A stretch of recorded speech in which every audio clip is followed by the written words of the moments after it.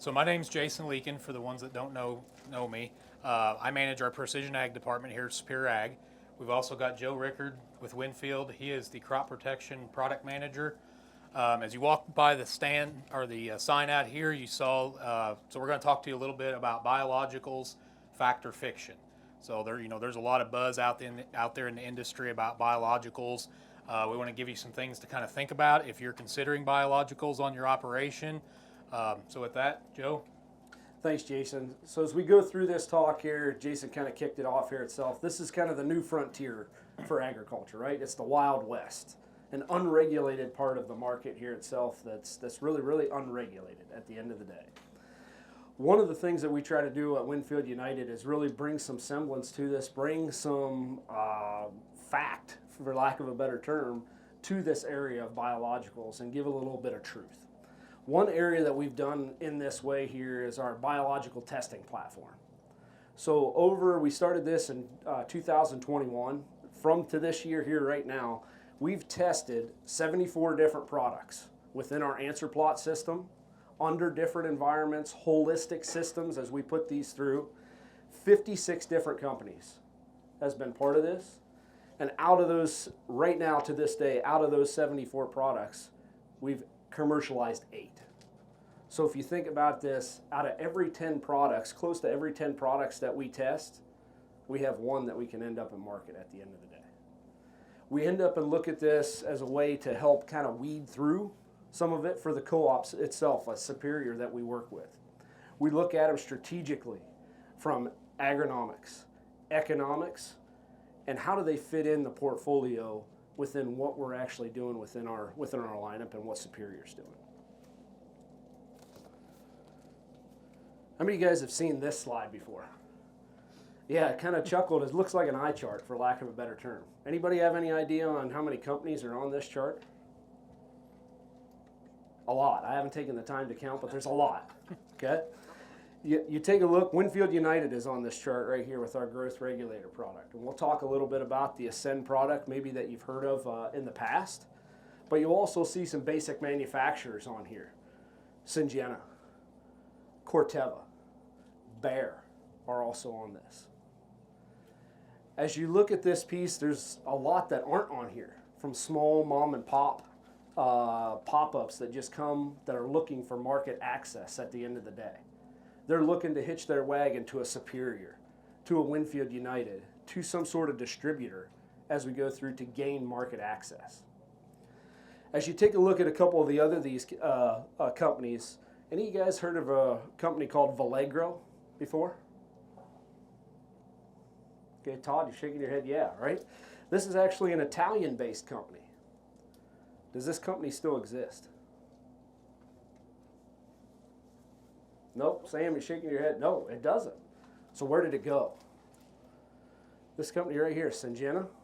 You hear now in some of the trade magazines, Syngenta Biologicals. They've purchased that Italian company, and now that's become their biological arm that they're marketing through.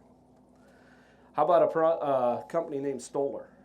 You guys heard of a product name or a company named Stoller? Yeah, a lot more people have heard that. Does that company still exist anymore?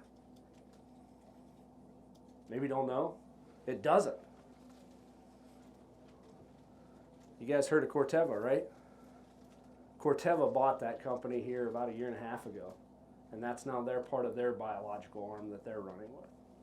The whole point being, this is from 23, and they'll update this slide as we go forward, but you're going to see these bubbles start to expand and contract. Expand and contract as we go through, because there's going to be more that enter and more that kind of get gobbled up as we go through in time. One of the areas that we have with our biological testing platform and some of the products that we look at here is we're looking at our BioVerified rating. Kind of we give this stamp. You'll notice there's 11 products up there. We take a look at these products. They're not all Winfield United products at the end of the day. We rate these products on 4 different categories. When we look at them, myself, other product managers that are technically sound, when we look at these products, first one is, how unique is this product? Is there a uniqueness factor, or are there others like it in the market itself? You take a look at the second factor that we rate these on is the agronomics. This is our core business at Winfield United. What's the agronomics of that product? How is it utilized? Can I tell you what's going on with that product, how it works within the plant, and end up and relay it to the folks here at Superior, and they can end up and relay it to you. Pieces we look at operationally, from an operational aspect. All you guys do the same exact thing on each one of your farms? Each one of the fields that you farm, you may do something different, right? Within your own operation. Jason, we look at things here. How apt are you to buy something maybe that has a 1-year shelf life on it as a biological? Probably not that much. Probably not, right? You take a look at something that may have a 3 or 5-year shelf life on it. That may be more apt, right? And to sit in the inventory as you guys have for logistics. The fourth one here that I have kind of hits best with you guys, and that's the economics component. There might be a little bit of a misnomer. Oh, it's got to make money for Winfield, right? Complete opposite. It starts with you guys sitting right here in these chairs. Let me say that again. It starts with you guys sitting right in these chairs. It's the return on investment component with you guys as growers. Is it good for you guys at the end of the day with that return on investment? If it's good for you, do you think it's going to be good for Superior at the end of the day?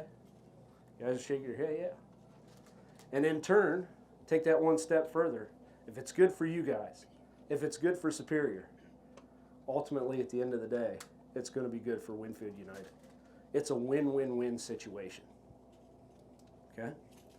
So we go forward here, keep this up for a minute. How many of you guys have looked at Consumer Reports magazine before, online or something like that? Anybody looked at Consumer Reports before? Okay, young man in the back here, I guess we got. What have you used it in for to buy? Really, it was just reading material at the time, just peruse it and then go from there. Anything in particular you're looking at? Not really? Kitchen sink. Okay, that's one right there as far as commercial dryer. That's an even better one. How big of a load can it dry at one time? How many towels can you fit in there? How long does it take to dry a load, right? All those things factor into some of those consumer reports if you're going to buy something. At the end of the day, when we put these 4 different categories together, that's what we're really looking at to help guide you down. This is just a starting point, and we'll get into the next steps as we go forward. But let's take the first 2 on the top. These are our products. So Ascend Squared. This was brand new last year when we launched this product. Patent protection. 2 new patents with that product and that formulation. Nothing on the market like it. Gets a pretty good high standing on uniqueness. Take a look down here at Ascend SL. Well, same product, but why is it orange instead of green? That reformulation that we did with Ascend Squared got us those patents and that uniqueness. Whereas right now with Ascend SL, it's pretty similar to some other PGRs. Not the same, but it's not as unique as what we have with the formulation of Ascend Squared.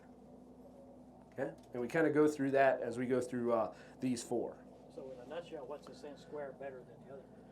When we look at these 2 products here, and again, time is the constraint as we have on what we're talking about, but Ascend Squared is actually formulated for in-furrow on corn. Okay, right on the corn. All right, on corn. Ascend SL, that's our foliar play when we're looking at corn, soybeans, cotton, other crops as we look at. Very good. Thank you for the question. If you guys have one takeaway from this stop here tonight, this is the slide that I want you to end up and take away with. And these 6 questions that we look at, this is my take, our take at Winfield United on how we wade through the fact or fiction piece here of biologicals. As you look at the first question I want you to ask, someone drives up your drive and they've got Jason's Jungle Juice. Going to give you 20 bushel an acre on your corn. We now start to weed through, okay, first question. Is it a biological? Is it a biostimulant? Is it a PGR?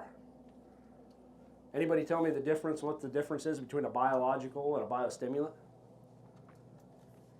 Have any idea? A biological is a living organism. You heard the term bugs in a jug before? That's what biologicals are. True living bacteria, microbes at the end of the day. When you crack that jug open, the clock starts. You've got a certain amount of time to utilize that product, get it in the tank mix, and get it out on the field. Biostimulants, on the other hand, they once were living, but now they're dead. They could be a plant extract. They could be an animal extract. Something in that form that you end up as a biostimulant. PGRs are plant growth regulators. So the Ascend products that we just talked about, those are naturally occurring hormones that are within the plant itself. What happens when you compare a biological and a biostimulant? Any ideas? We're making an apples and orange comparison. We're making a living organism versus a dead organism as we go through this. First one's pretty easy to define as we go and look at labels. The second one is really where companies start to get tripped up. And the question I ask is, what's your mode of action? You might be thinking, scratching your head here now, what do you mean? Are you talking about herbicide? Essentially, how and where does it work in the plant? Can you tell me where it works in the plant?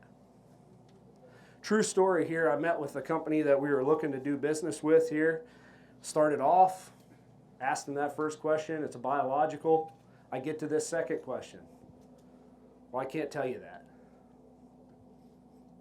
Why not? Is there patent protection maybe around it? Maybe you've got IP source there as you're looking at it? No, it's just our formulation. If there's no patent on the formulation, why can't you tell me how it works? Well, we just can't. Later. Don't want to do any business with you at the end of the day. Because at the end of the day, if I can't tell Jason and the crew that you're working with at Superior how that product works, where it's working at in the plant, why do you want to use it on your farm? That becomes the second point. Third is we look at here geography and placement. And we kind of go back as we jump back and forth to that first slide I had with our biological testing platform.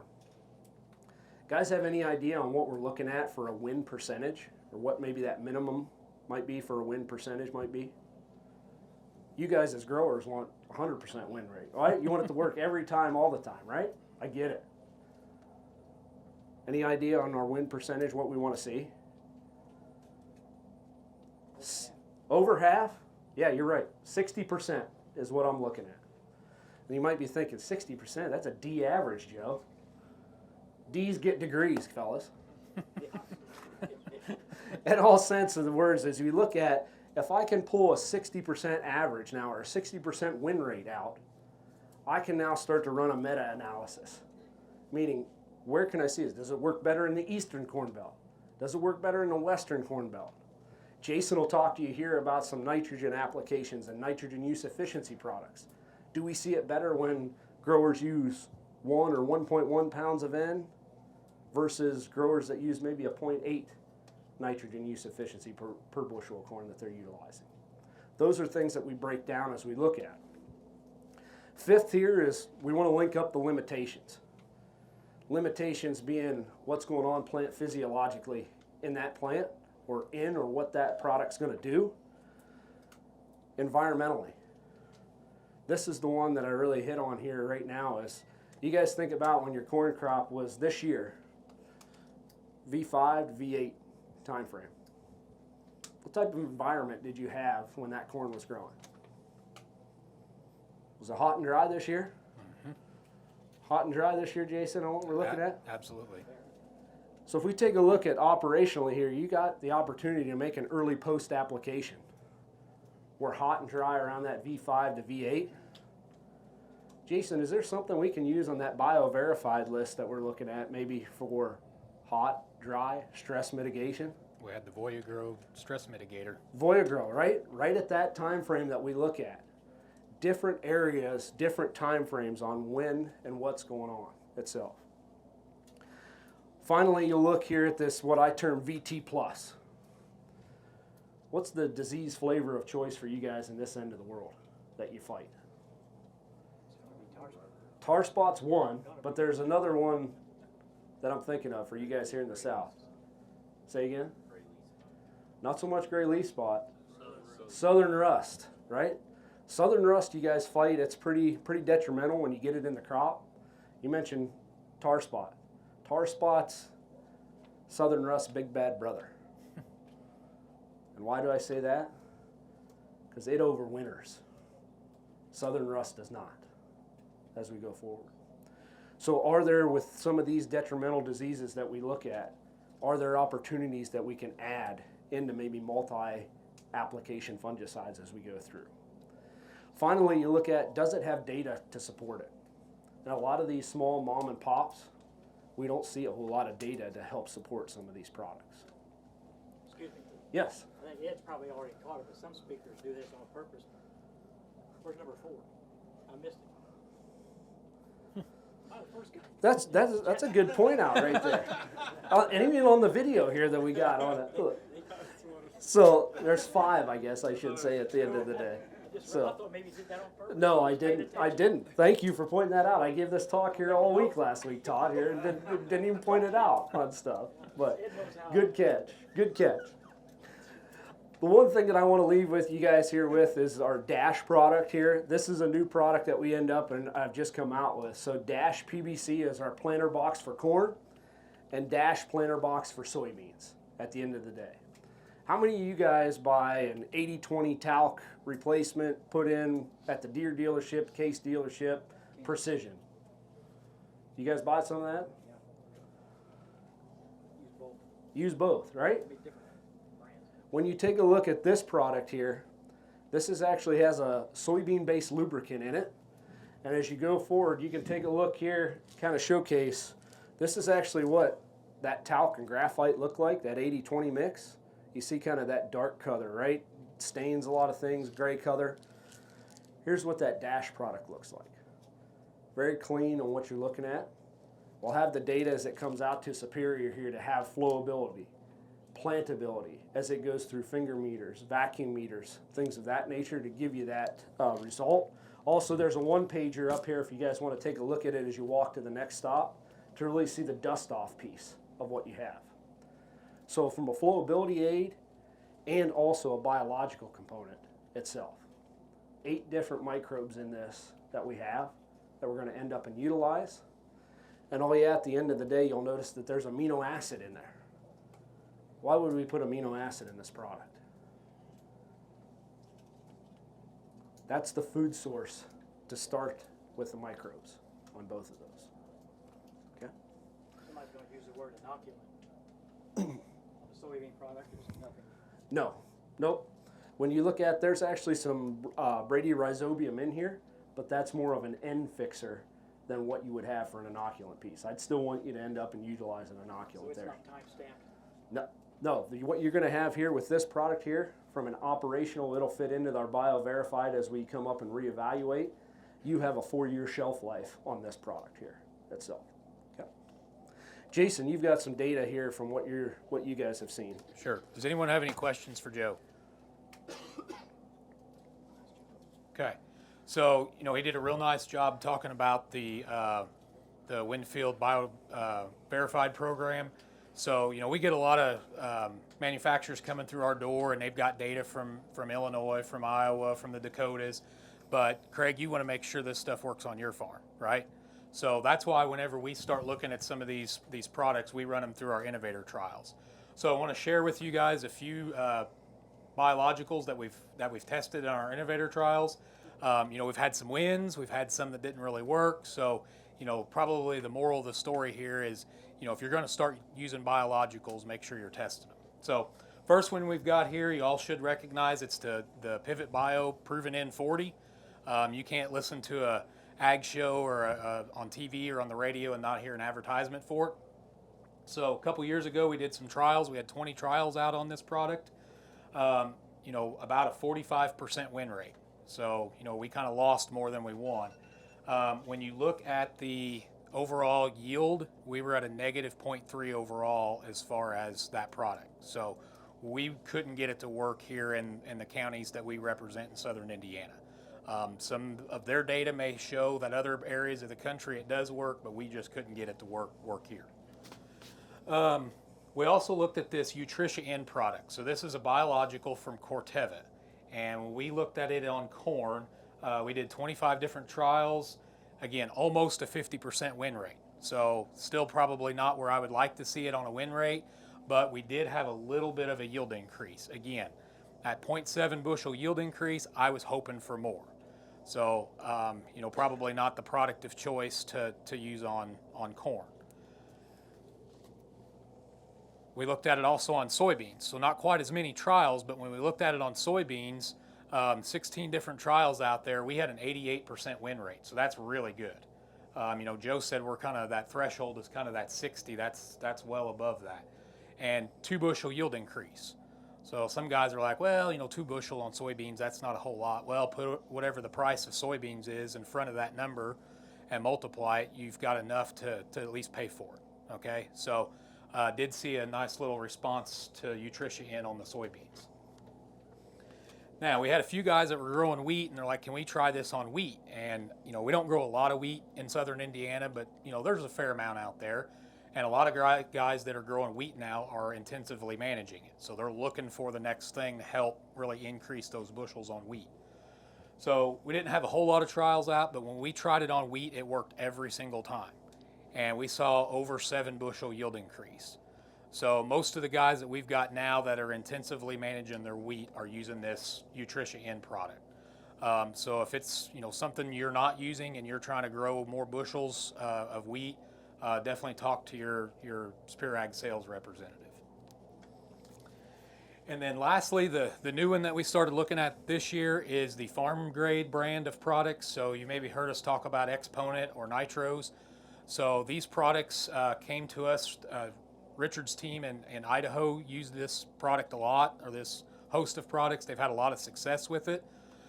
Their approach is a little bit different. Earlier I talked about the nitrogen fixing products. We're trying to affect one thing in the plant at a time using maybe just a couple, 3 or 4 microorganisms that are in the jug.